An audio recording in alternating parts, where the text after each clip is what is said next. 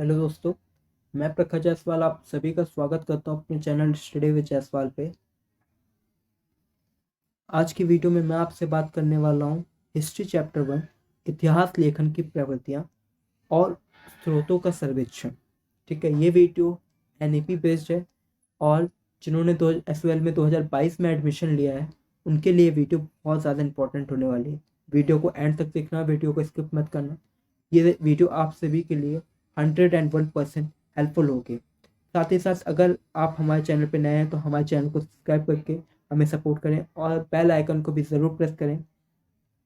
तो आज की वीडियो को स्टार्ट करते हैं हम। तो चैप्टर का एक छोटा सा इंट्रोडक्शन देता हूँ मैं आप सभी को कि बीती हुई घटनाओं के बारे में जानना इतिहास है। ठीक है, कुछ लोग ये सोचते हैं कि राजाओं के जो युद्ध होते थे उन्हीं के बारे में पढ़ना इतिहास है, जबकि ऐसा नहीं है। इतिहास में सिर्फ यही नहीं पढ़ा जाता, इतिहास में समाज, अर्थव्यवस्था और संस्कृति व्यवस्थाओं के बारे में भी पढ़ा जाता है। ठीक है, इन सभी इन सभी जानकारियों को इतिहासकार अलग अलग संसाधनों से पता करके बताते हैं। ठीक है, तो आगे बढ़ते हैं। इतिहास की मेन डेफिनेशन क्या है इसके बारे में बात करता हूँ। तो इतिहास का, अगर आपने हमारी बेसिक्स अंडरस्टैंडिंग की वीडियो देखी होगी तो आपको इसका आंसर पता होगा। जो निश्चित तौर पे घटनाएं घटित हुई और जिसके हमारे पास साक्ष्य हैं उन्हीं को हम कहते हैं इतिहास है। अगर आपने बेसिक्स अंडरस्टैंडिंग की वीडियो नहीं देखी है, डिस्क्रिप्शन बॉक्स में लिंक है, उस वीडियो को देखिए। मैंने उस वीडियो में आप लोग को इतिहास के तीनों काल बताए हैं और इतिहास कितने काल में विभाजित है और इतिहास के स्रोत क्या हैं उनके बारे में बताया गया है। तो टॉपिक पे बात करते हैं। इतिहास का अर्थ होता है ऐसा ही था ऐसा ही हुआ, जो कि मैंने आपको डेफिनेशन बता दी कि मतलब जिसके साक्ष्य मिले और जो घटना निश्चित तौर पर घटित हुई है उन्हीं को हम कहेंगे इतिहास है। इतिहास दो प्रकार के होते हैं, लिखित और दूसरा मौखिक, यानी कि लोगों के द्वारा बताया हुआ जो है और उसको हम कहेंगे मौखिक, और जो लिखा हुआ हमें लिखित साक्ष्य प्राप्त हुआ है उनको कहेंगे हम लिखित। ठीक है, बात करते हैं आगे। उदाहरण के लिए देखिए, महाभारत का मैंने एग्जाम्पल लिया है। महाभारत आप सभी जानते हैं कि दो भाइयों के संघर्ष का आता है। क्या है, एक महाकाव्य है महाभारत। उसमें क्या है कि एक तरफ कौरव सेना थी, एक तरफ पांडव सेना थी। हालांकि ये घटना, इतिहासकार में मतभेद है कि इस घटना को लेकर के कि यह घटना सच में घटित नहीं हुई थी। कुछ इतिहासकार कहते हैं कि यह घटना सच में घटित हुई थी। इसको लेकर के घटना के सबूत दे करके प्रमाण करने में लगे रहते हैं। ठीक है, इतिहासकार। ठीक है, वैसे ही बात करता हूँ मैं हड़प्पा सभ्यता की। हड़प्पा सभ्यता का नाम आपने जरूर सुना होगा, 6 क्लास में एक चैप्टर था इसके लिए। ठीक है, सबसे पहले 1826 में चार्ल्स मैनसन ने पंजाब के हड़प्पा गांव में, जो कि अब पाकिस्तान में है। ठीक है, उस टाइम पे भारत के विभाजन नहीं हुआ था। ठीक है, और अखंड भारत हुआ करता था उस टाइम पे। 1826 में चार्ल्स मैनसन ने क्या किया, वहाँ पे ऊंची ऊंची दीवारें देखी, पुरानी बस्ती देखी वहाँ पे। ठीक है, तो उस टाइम पे इतना विकास तो था नहीं, तो उन्होंने वो समझ गए कि यहाँ पर कोई ना कोई पुरानी चीज़ें हैं। ठीक है, या फिर यहाँ पर कोई पुरानी, हाँ पुरानी बस्ती है। ठीक है, और ये काफ़ी विकसित सभ्यता थी। तो उसके बाद इसके 50 साल बाद 1876 में 1876 में सर अलेक्जेंडर कनिंघम, ये इन्हें भारतीय पुरातत्व का जनक भी कहा जाता है। ठीक है, तो इन्होंने क्या किया, इन्होंने वहाँ पर कुछ मोहरें मिली जिसके ऊपर इन्होंने रिसर्च करी। इसी वजह से इनको भारतीय पुरातत्व का जनक कहा जाता है।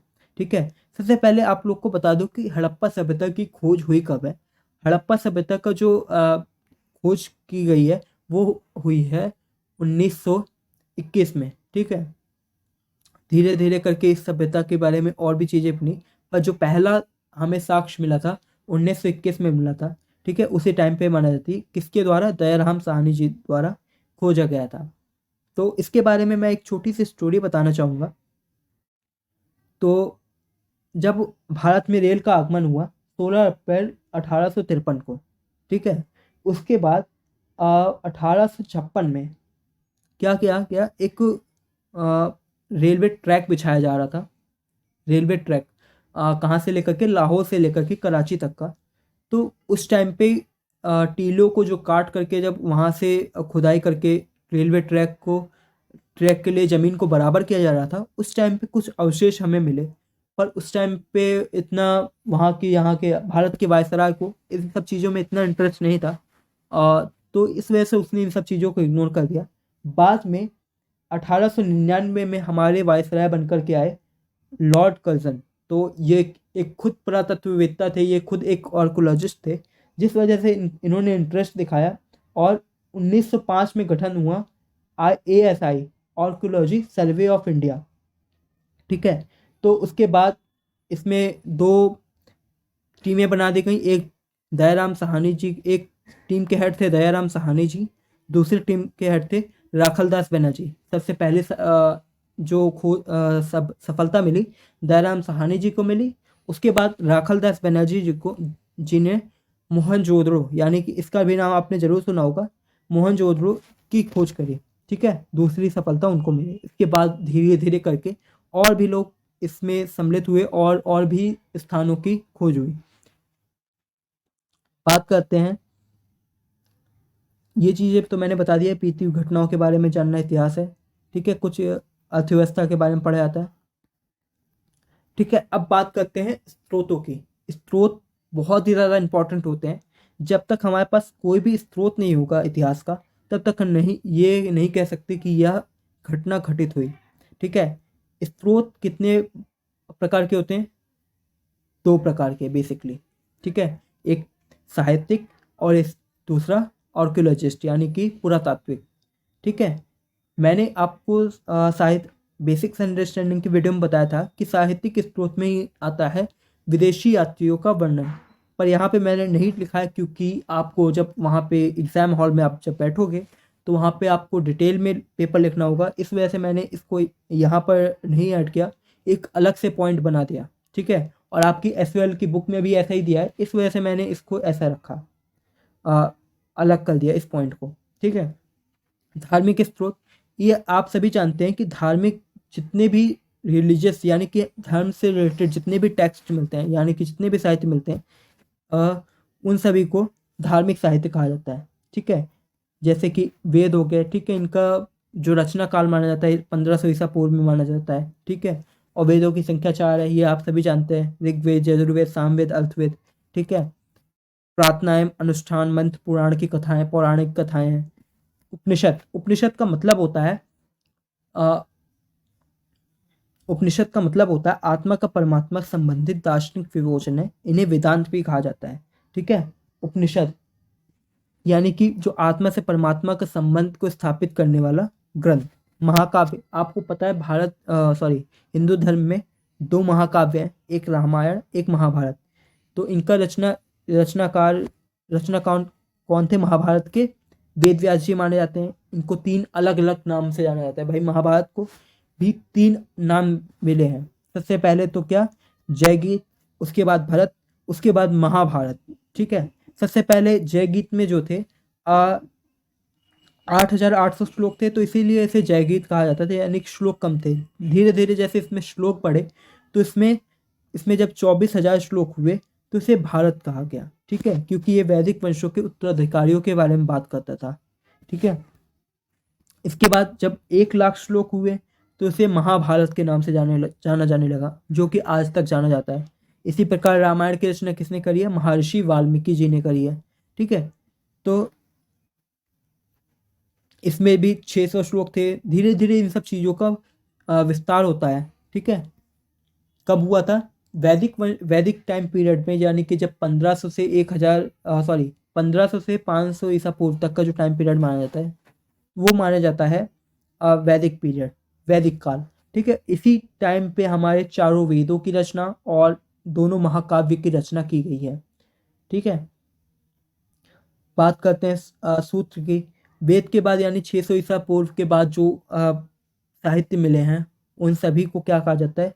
सूत्र। यानी कि इसमें अनुष्ठान, धर्म और जितने भी राजाओं के द्वारा नियम और पंडितों द्वारा अपनी भाषा में लिखे गए वेदों की रचना को क्या कहा जाता है? सूत्र कहा जाता है।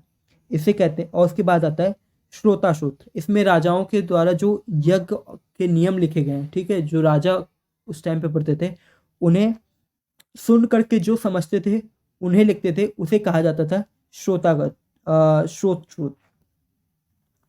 इसके बाद गृह सूत्र, इसमें जन्म, नामकरण, विवाह आदि घरेलू कार्यों की रचना मिलती है। इसकी भी रचना कब हुई है? 600 ईसा पूर्व से 300 ईसा पूर्व तक, ठीक है। इसके बाद बौद्ध ग्रंथ के बारे में आप सभी जानते हैं कि यह भी एक रिलीजियस टेक्स्ट है, क्योंकि बौद्ध धर्म की उत्पत्ति भी भारत में हुई है, और इसमें 3 पिटक हैं जिन्हें त्रिपिटक कहा जाता है, ठीक है। मैं 1 मिनट अंडरलाइन कर देता हूँ। जिन्हें त्रिपिटक कहा जाता है, सुत्त पिटक, विनय पिटक, अभिधम पिटक, ठीक है। बात करते हैं जातक ग्रंथ की। जातक ग्रंथ क्या होते हैं कि जैसे हिंदू धर्म में आप लोग देखेंगे कि विष्णु भगवान के 10 अवतार माने गए हैं, ठीक है, आप सभी जानते हैं 10 अवतार माने गए, और उन्हीं 10 अवतारों का वर्णन कहाँ मिलता है? हमें मिलता है विष्णु पुराण में। वैसे ही जातक ग्रंथ में महात्मा बुद्ध के जन्म लेने से पहले 550 जन्म हुए थे महात्मा बुद्ध के, और उन्हीं 550 जन्मों के एक कोई ना कोई छोटी छोटी कहानियां होगी जिसका वर्णन हमें जातक ग्रंथ में देखने को मिलता है। एक तरह से इनका रिलीजियस टेक्स्ट है, ठीक है। बात करते हैं हम जैन ग्रंथ की। जैन ग्रंथ की रचना जो हुई है प्राकृतिक भाषा में हुई है। प्राकृतिक भाषा क्या है? ये सब चीजें आप हिंदी ए, जो आपके पास एक सब्जेक्ट होगा हिंदी ए अगर है तो उसमें आप सभी पढ़ोगे, और जिनके पास हिंदी साहित्य का इतिहास जो सब्जेक्ट है ये होगा तो वो भी इस चैप्टर को प्राकृतिक भाषा, पाली भाषा, अपभ्रंश भाषा, इन सब भाषाओं के बारे में पढ़ेंगे, ठीक है। आगे बढ़ते हैं। इसके बाद गैर धार्मिक साहित्य, ये चीज़ें मैंने आपको बेसिक्स अंडरस्टैंडिंग की वीडियो में बताई थी। क्या कि जैसे कि जो राइटर्स के द्वारा जो बुक लिखी जाती हैं, और जो बुक लिखी जाती है उनको क्या कहते हैं? गैर धार्मिक साहित्य कहते हैं, ठीक है, गैर धार्मिक साहित्य कहते हैं, ठीक है। जैसे मनुस्मृति क्या है? ठीक है, मनुस्मृति हो गई, ये आप सभी ने कभी ना कभी इसका नाम जरूर सुना होगा। अर्थशास्त्र, जो कि चाणक्य जी द्वारा लिखी गई है, इसके बारे में कौटिल्य चाणक्य एक ही बात है। तो राजनीति और अर्थव्यवस्था के बारे में बताया गया है, ठीक है। आपने पंचतंत्र का नाम सुना होगा, ठीक है, उसकी भी रचना के समय काफ़ी सारी चीज़ें हमें देखने को मिलती हैं इतिहास में, ठीक है। और भी जैसे मैं आपको बताऊं, पद्मावत मूवी तो आप सभी ने देखी होगी, तो पद्मावत जो मूवी है उससे पहले एक उपन्यास लिखा गया है, ठीक है, उसकी भी रचना मलिक मोहम्मद जायसी जी द्वारा की गई थी। तो यही सारी चीज़ें जो मतलब जो राइटर्स के द्वारा लिखी गई बुक्स हैं उनके आधार पर ये अंदाज़ा लगाया जाता है कि इतिहास में ऐसी भी घटना कोई हुई थी, ठीक है। जैसे मैंने काफ़ी सारे एग्जाम्पल दे दिए हैं। संगम साहित्य, ठीक है, इसमें क्या है कि संगम साहित्य क्या है? राजाओं के सम्मेलन, सॉरी, दक्षिण भारत के इतिहास में जानकारी इससे ही मिलती है, ठीक है। संगम साहित्य दक्षिण भारत के बारे में जब आप सेकेंड सेमेस्टर में पढ़ोगे तो इसमें मिली गई, ये तमिल भाषा में लिखी हुई है, ठीक है। रचयिता वो कवि थे जो पहली बार सदी ईस्वी की 4 शताब्दियों के दौरान राजाओं के द्वारा किए गए सम्मेलनों में शामिल होते। इसमें नायकों की छोटी और लंबी कविताएं हैं जो दरबार में सुनाया जाता था। इसे 300 ईसा पूर्व से 300 ईस्वी तक दक्षिण भारत के समाज, अर्थव्यवस्था और राजनीति इतिहास के बारे में पता चलता है, ठीक है। इसके बाद पुरातात्विक साधन। पुरातात्विक साधन क्या होते हैं? जो वे वस्तुएं होती हैं, वह अवशेष होते हैं जो पुराने टाइम से अभी तक बचे हुए हैं, ठीक है। और इनका जो खुदाई करके इन अवशेषों के बारे में रिसर्च करते हैं, इन अवशेषों को पता लगाते हैं, उन्हें क्या कहा जाता है? पुरातत्ववेत्ता कहा जाता है, ठीक है। इतिहास उसी को कहा जाता है जिसका लिखित साक्ष्य उपलब्ध हो। ये चीज़ें तो मैंने आप सभी को बताई थी। सिंधु घाटी की सभ्यता 2500 ईसा पूर्व, ठीक है, जिसमें लिखने की कला की शुरुआत हुई। पर यह कला ऐसी है, लिखने की कला ऐसी है जो आज तक पढ़ी नहीं जा सकी। इसकी लिपि क्या ऐसी है मैं आपको बताता हूँ। जैसे पहले ना इसको दाएं से बाएं जैसे उर्दू लिखते हैं ना वैसे लिखा जाता था। उसके बाद बाएं से दाएं जैसे नॉर्मल हिंदी लिखते हैं। इस लिपि को इस तरीके से लिखा जाता था कि ये बस इतना पता चला है कि इस लिपि को पहले दाएं से बाएं, उसके बाद बाएं से दाएं लिखा जाता था। इतना ही पता चल पाया है अभी तक। ठीक है, क्योंकि भाषा इतनी जटिल है, लिखने का शुरुआत ही हुई थी, और उस टाइम के हमें अवशेष मिले हैं, उस टाइम के हमें साक्ष्य मिले हैं। ठीक है, बात करते हैं। ठीक है, हड़प्पा के स्थानों की खुदाई बस्तियों के निवास स्थान से जानकारी मिलती है कि वे मिट्टी ही किस प्रकार के बर्तन, औजार और अनाज का उपयोग करते थे। ठीक है, अनाज खेती की शुरुआत भी कर दी थी। आधे ऐतिहासिक काल में खेती की भी शुरुआत हो गई थी। ठीक है।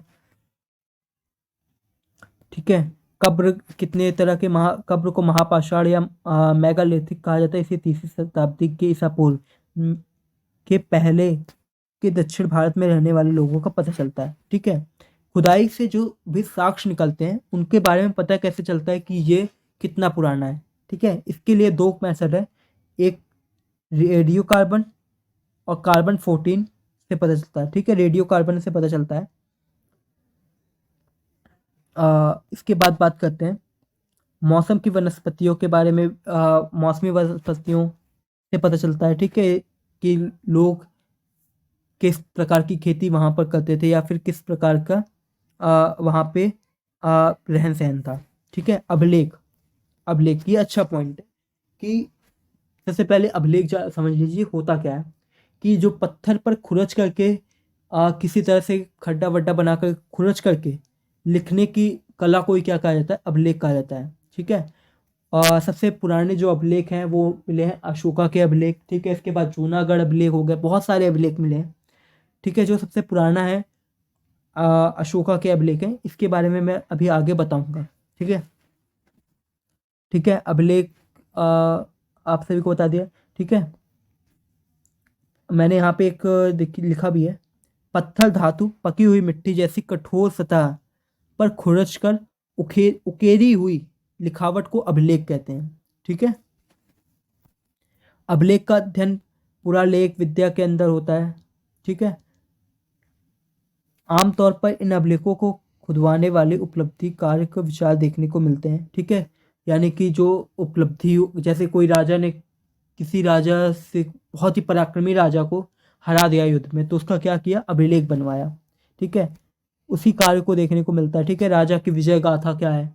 ठीक है, उन्होंने उस राजा को मारा, और दान पुण्य का उल्लेख मिलता है कि इस राजा ने इतने बड़ी भूमि इस ब्राह्मण को दी, तो इसका क्या अभिलेख बन गया। ठीक है, बेसिकली जो बहुत बड़ी बड़ी चीजें होती थी उन्हीं को क्या लिखा जाता था, अभिलेखों के तौर पे। जो मतलब बड़ी चीजें उस वे में कि जैसे जो सम्मान पूर्वक हो। ठीक है, जो लंबे समय तक इसको सजो करके रखा जा सके। ठीक है, बात करते हैं अशोका के अभिलेख की। अशोका का अभिलेख लिखवाने वाला सबसे पहला मौर्य सम्राट था। सबसे पहले जो अभिलेख लिखवाए थे इसने लिखवाए थे। ज़्यादातर अभिलेख किस में लिखे हुए हैं, ब्राह्मणी लिपि में लिखे हुए हैं और प्राकृतिक भाषा में है। ठीक है, लिपि और भाषा में फर्क होता है, ये आप सभी जानते हैं ना। जैसे हिंदी क्या है, एक भाषा है, और देवनागरी क्या है, एक लिपि है। ठीक है, तो दोनों में डिफरेंस है, कंफ्यूज मत होइएगा। बात करते हैं, और उत्तर पश्चिम में जो अब अशोक के अभिलेख मिले हैं वो कौन सी लिपि में लिखे हैं, खरो खरोष्टी लिपि में लिखे हुए हैं। ठीक है, और अफगानिस्तान में भी कुछ अवशेष मिले हैं, तो किन से, अरामाइक, ठीक है, और ग्रीक लिपि में है। ऐसा इसलिए था क्योंकि वह उस क्षेत्र के लोग अभिलेख को समझ सकें। यानी कि उस टाइम पे हो सकता है कि ग्रीक जो थे वहाँ पर उनका ग्रीक, अफगानिस्तान में ग्रीक रहा करते थे। ठीक है, तो उस टाइम पे अभिलेख को समझ सकें, इस वजह से उन्होंने लिखा होगा। आगे बढ़ते हैं।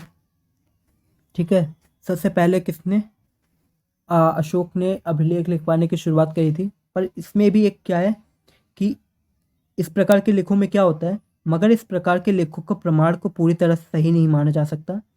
उदाहरण के लिए कहीं अक्षर इतने हल्के हैं कि वो दिखाई नहीं पड़ रहे हैं। ठीक है, समझ में ही नहीं आ रहा कि क्या लिखा हुआ है। और कहीं इसलिए उनकी पूरी जो जानकारी है वो समझ में नहीं आ रही है, और कुछ लिखावट तो घिस करके, जो पत्थर होते हैं वो घिस करके मिट गई है, और कुछ शब्दों के अर्थ समझने में बहुत ज़्यादा दिक्कत आ रही है। ठीक है, इस तरह से इन अभिलेखों की जो लिखावट है उनको सही नहीं माना जा सकता। बात करते हैं सिक्कों सिक्कों के बारे में। सिक्के जो सबसे पहले हमें मुद्रा शास्त्र कहते हैं इसे। ठीक है, इंग्लिश में कहूँ तो न्यूमिस्मैटिक्स। ठीक है, अच्छा, एक चीज़ आप सभी मुझे इसका जवाब अभी कमेंट में दोगे कि मुद्रा शास्त्र का जनक किसे कहा जाता है। ठीक है,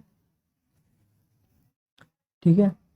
सबसे पहले प्राचीन सिक्के जो होते थे वो तांबे, चांदी, सोना और शीशा जैसी धातुओं के बने होते थे। ये आप सभी जानते हैं। ठीक है, बात करते हैं आहत सिक्के की। आहत सिक्के या पंचमार्क सिक्के, इनके बारे में आप डिटेल में मैं आपको बताऊं तो जैसे कि लोहा को पहले लोहे को या फिर सोने को पिघला लिया, और उसके बाद जैसे ही वो जमने वाला होता था, एक शेप जो राजा अपने तरह से अपने आकृति का या फिर कोई भी मार्क का सिक्का बनवाता था, मुहर टाइप का, उसके उसको ऊपर रख करके हथौड़े से घात किया जाता था, जिसके कारण उस पर वो मार्क बन जाता था, जिसे आहत सिक्के कहा जाता था। ठीक है, छठी शताब्दी ईसा पूर्व के बाद सिक्के चांदी और तांबा के बने हुए थे। ठीक है, भारतीय यूनानियों द्वारा दिए गए सिक्के के शासकों के नाम की आकृति दिखाई देती है। और इसके बाद कुषाण वंश ने जो है सबसे पहले सोने के सिक्के जारी किए थे, पहली शताब्दी ईसा पूर्व में, ईसा ईस्वी में, सॉरी। ठीक है, और जो सबसे शुद्ध सोने के सिक्के जारी किए गए हैं वो गुप्ता पीरियड में, गुप्त काल में। ठीक है, आगे पढ़ेंगे आप सभी इनके बारे में। कुछ कहीं कहीं सिक्कों पे राजाओं की आकृति, सॉरी, राजाओं की आकृति और देवी देवताओं की आकृतियां मिली हैं। ठीक है, विदेशी यात्रियों का वर्णन, इसके बारे में मैंने आप लोग को बताया था कि विदेशी से जो यात्री आए और उन्होंने यहाँ पर आकर के जो भी देखा उसको अपनी पुस्तक में लिखा, वृत्तांत, जिसे हम यात्रा वृत्तांत भी कहते हैं, उसको लिखा, और फिर वो वापस लौट करके अ, लिखा, और उन पुस्तकों से हमें जानकारी मिली भारतीय इतिहास के बारे में। जैसे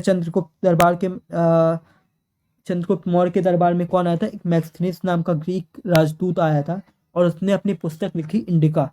ठीक है, इंडिया के बारे में सब। ठीक है, फहियांग और ह्यूएन स्वांग।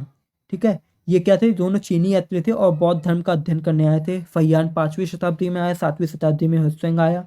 ठीक है, गुप्त काल में आया था फहियांग, और ह्यूएन सांग जो है हर्षवर्धन के काल में आया था, और इसने नालंदा विश्वविद्यालय की जो जानकारी हमें मिलती है ये इसकी ही बुक से मिलती है। ठीक है, तो दोस्तों आज के लिए बस इतना है। फिर मुलाकात होगी आप सभी से एक नए वीडियो में, नए टॉपिक के साथ। तो आप सभी हमारे चैनल स्टडी विद जायसवाल को जरूर सब्सक्राइब कर लें, क्योंकि मैं बहुत ही जल्द आप सभी के लिए इम्पोर्टेंट क्वेश्चंस की सीरीज़ लेकर के आने वाला हूँ, और उसके आंसर्स भी आप सभी को दूंगा, जो कि एग्ज़ाम के लिए बहुत ही हेल्पफुल होंगे। तो सब्सक्राइब करना ना भूलें, और साथ ही साथ वीडियो को लाइक भी कर दें, और चैनल को शेयर वीडियो को शेयर भी कर दें, जिससे ज़्यादा से ज़्यादा लोगों तक ये वीडियो पहुंच सके और लोगों की हेल्प हो सके। तो फिर मुलाकात होगी आप सभी से एक नए वीडियो में और नए टॉपिक के साथ। तब तक के लिए बाय बाय, टेक केयर। और टेलीग्राम चैनल भी ज़रूर ज्वाइन कर लें, क्योंकि मैं ये नोट्स आपको हिंदी और इंग्लिश दोनों ही मीडियम में दूंगा। और अगर बेसिक्स अंडरस्टैंडिंग की वीडियो देखनी हो तो डिस्क्रिप्शन बॉक्स में लिंक रहेगा, आप सभी उसको भी देख सकते हैं। Thank you so much, bye bye.